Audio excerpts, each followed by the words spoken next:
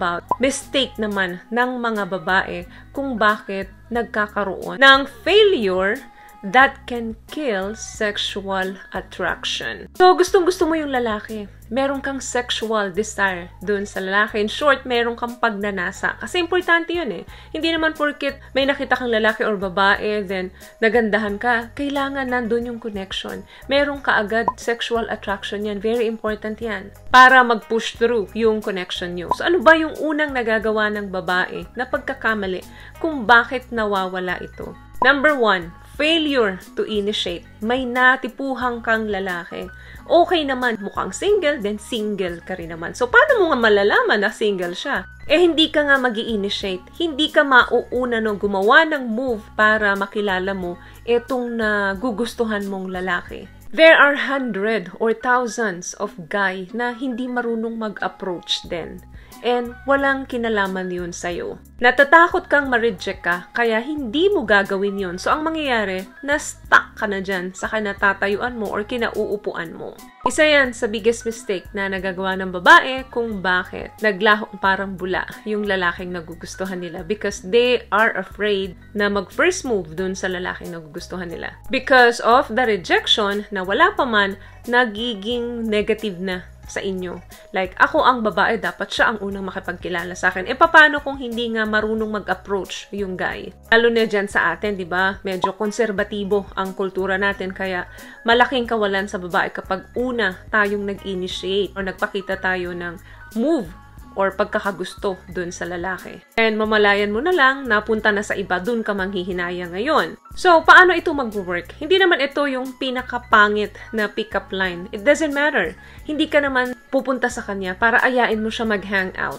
Huwag ka mag-struggle. Kalma lang. You're just being friendly. So, kung nakikita mo na hindi naman siya mukhang masungit o hindi naman siya snabero, so, i-approach mo siya. Kung nakikita mo malaki katawan niya, tanungin mo, nagpupunta ka ba sa gym? Or makisuyo ka na magpa-selfie kasama yung friend mo halimbawa, tapos pwede bang picturean mo kami, makisuyo ka, yung mga ganong standard approach. So, dun pa lang, nag-initiate ka na. So, chance na yun para magtuloy-tuloy yung conversation ninyo.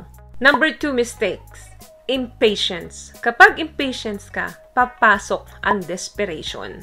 Dahil nga gustong-gusto mo siya, nandun yung urgency to find someone special. Ang kadalasan kasi na hindi naiintindihan ng mga lalaki, ang mga babae ay may mga deadline yan na hindi na-appreciate ng mga lalaki. But the truth is, kailanman ay hindi naging attractive sa paningin ng lalaki ang pagiging impatient, especially when it comes to relationship. Karamihan sa mga lalaki gusto nila nag-take it slow and surely. Gusto nila yung sigurado na sila at handa na talaga sila.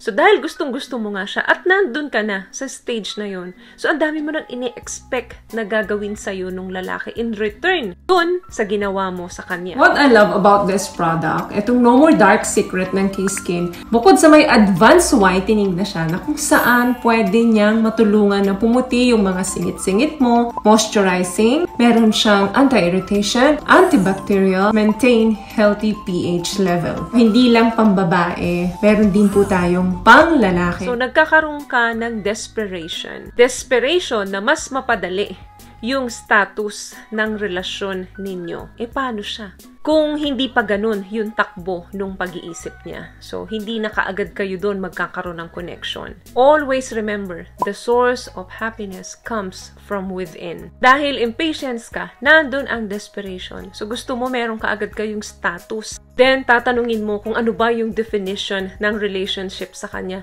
Nag-e-expect ka din ng excessive call, text sa kanya. And assume exclusively before getting a commitment. Gusto mo, sigurado ka doon sa dinidate mo na ikaw lang talaga yung dinidate nyo. Remember, wala pa kayong commitment. So, anong dapat mong gawin? Have fun and being your best self. And enjoy life. Mag-create ka ng mga bagay na magkakaroon siya ng eager na magkaroon talaga siya ng interest sa'yo, na kilalanin kanya ng gusto. Hanggang sa magkaroon siya ng feelings sa'yo. So don't pressure yourself, and also don't pressure a guy na mag-propose na magkaroon kayo ng relasyon. Kasi malaking killer yan ng attraction nila sa ating mga babae. So, have fun and enjoy life and be the best version of yourself. So, yun lamang guys ang ating video for today. I hope may nakuha po kayong tips sa pinag-usapan natin ngayon. At kung nagustuhan niyo yung video ito, pakibigyan lamang ako ng isang malaking thumbs up. Comment down below. At sa mga hindi pa po nakakapag-subscribe sa ating YouTube channel, please consider to subscribe naman po dyan sa ating subscribe button. Libre po iyan, and also huwag nyo na rin pong kalimutan i-click ang notification bell in case may bago po tayong video na in-upload ay ma-notify po kaagad kayo ni YouTube. Once again guys, palagi po kayong mag-iingat at palagi po kayong manalangin. Thank you for watching and see you on my next one.